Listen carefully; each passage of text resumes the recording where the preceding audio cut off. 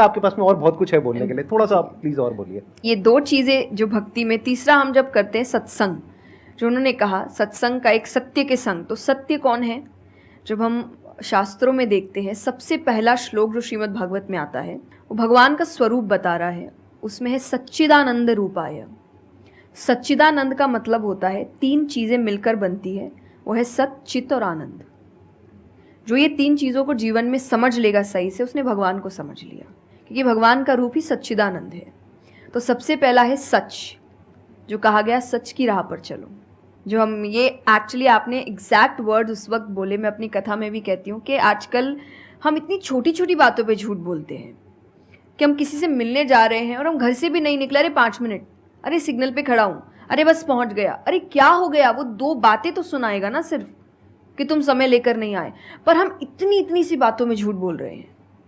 ये हमें लगता है कि कोई बड़ी बात नहीं, पर ये बहुत बड़ी बात है कि आप इतना भी सच का सामना नहीं कर सकते, और फिर हमें लगता है कि हम लाइफ की जो प्रॉब्लम्स है उसका सामना कर लेंगे, खुद के सच का तो सामना कर नहीं पा रहे हैं। जिंदगी का सच सामने आएगा तब तो बैंड ही बज जाएगी पूरी, क्योंकि वो कठिन है। जिंदगी आसान नहीं है, किसी के लिए नहीं, भगवान के लिए भी नहीं हुई। आप राम जी को उठाइए, कृष्ण जी को उठाइए, जब तक यहाँ रहे कोई सुखी नहीं रहा।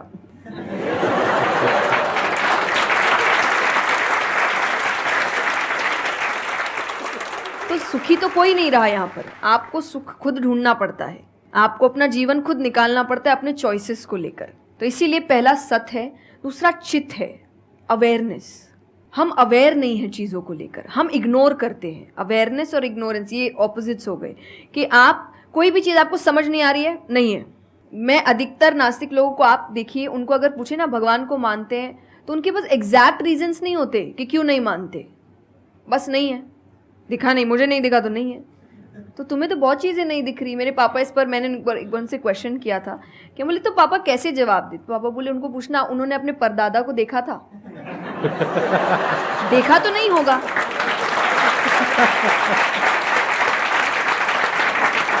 सुना है, दादा से सुना है, पापा से सुना है कि थे, मैंने तो नहीं देखा, तो मैं बोल दूं वो थे ही नहीं। कुछ तो सच्चाई होगी, उसको ढूंढने की कोशिश करो। मैं धर्म के लिए हमेशा कहती हूं कि आपको ढूंढना पड़ेगा। भगवान, मेरे पापा ने मुझे एक बात कही थी, भगवान मानने की चीज है, जानने की नहीं। जानना क्या होता है? पहले इस्तेमाल करे फिर विश्वास करे।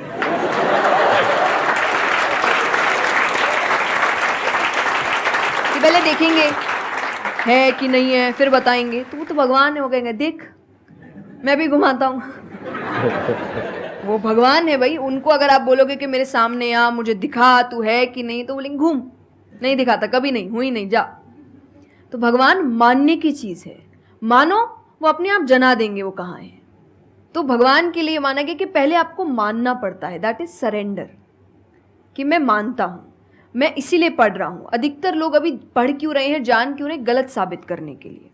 और दुनिया के लिए भी, आप किसी भी चीज को जानने की कोशिश करो तो सिर्फ एक खाली दिमाग से जानने की कोशिश करो, अपने दिमाग से नहीं कि मुझे गलत साबित करना इसीलिए पढ़ता हूं चलो।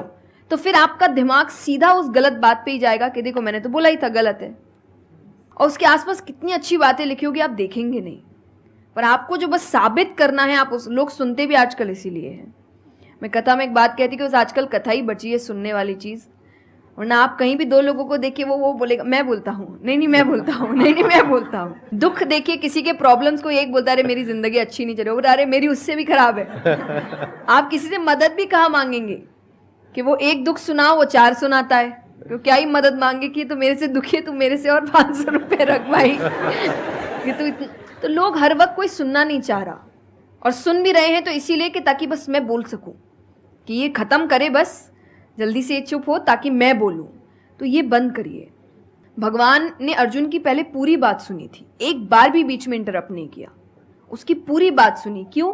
तभी वो आंसर ठीक से कर पाएंगे।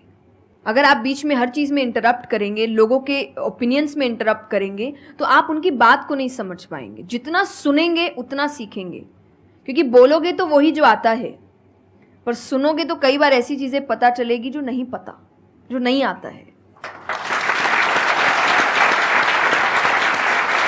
तो सत्संग यही है। आप लोग एक काम करो, अपना मोबाइल ऑन करो और अपने घर पे फोन कर दो कि शाम तक हम यहीं बैठे हैं। मतलब मेरा मन तो नहीं है यहाँ से आज उठने का, मेरा मन है आराम से बैठ करके इनसे सुनने का। मुझे तो बहुत अच्छा लग रहा है, लेकिन आई एम नॉट श्योर कि इनके पास में इतना टाइम होगा या नहीं होगा। आप प्लीज, आई एम सॉरी मैंने आपको इंटरप्ट किया। नहीं नहीं Please, आप बोलिए। बिल्कुल। हाँ, तो आप यही बहुत अच्छा छोटी बोल रहे छोटी हैं। बातें हैं देखिए, और आनंद का मतलब एक्चुअली परमानेंट हैप्पीनेस होता है, जो आपको भगवान के साथ ही मिलता है, कि आपको किसी की जरूरत नहीं है, बाकी सब कुछ टेम्पररी है। और टेम्पररी खुशियों के लिए भगवान ने अर्जुन को लड़ने के लिए इसलिए नहीं बोला था कि तेरे को राज्य मिल जाएगा, खुशी मिलेगी, पैसा मिल जाएगा, नहीं। एक परमानेंट हैप्पीनेस थी कि मैंने अपना काम अच्छे से किया, उसके लिए लड़ो। तो जो भी काम कर रहे हो परमानेंट क्या है उसमें वो देखो, और ये आपकी सक्सेस पे भी काम आता है। भगवान जैसे अब हम कहते हैं ना कि दुनिया में कुछ सच नहीं है, संसार सच नहीं, इसका मतलब क्या है? छोड़ने के लिए नहीं। क्या आप पहली चीज, जब दुख आ रहा है तो डिप्रेशन में मत जाओ, क्योंकि आप जानते हो ये भी परमानेंट नहीं है, टेम्पररी है, कल फिर ठीक हो जाएगा। खुशी आ रही है तो घमंड मत करो, ये भी निकल जाएगा, ये पोजीशन भी ज्यादा समय तक रहेगी नहीं, तो उसको रखने के लिए काम करते रहो। तो भगवान हर चीज में कहते बैलेंस्ड रहो, और परमानेंट वो है उसके पीछे भागो। तो आप अपने आप ही जो दिखावे की दुनिया है, करते हम सब है और सब कुछ करना चाहिए लाइफ में, सब एंजॉय करिए, पर अगर उसको जानते हुए करोगे कि परमानेंट नहीं है, तो जैसा मैंने कहा वो यहाँ जाएगा नहीं। जैसे एक पक्षी है, आप पेड़ पे उसको बैठा दो और फिर जिस ब्रांच पे वो बैठी उसको काटने लगो, और जब तक ब्रांच नहीं गिरेगा वो नहीं हटेगी, क्योंकि उसको ब्रांच पे भरोसा है ही नहीं। उसको पता ये रहेगा ना, उसको अपने पंखों पे है कि वो जैसे ही गिरेगा मैं उड़ जाऊंगी।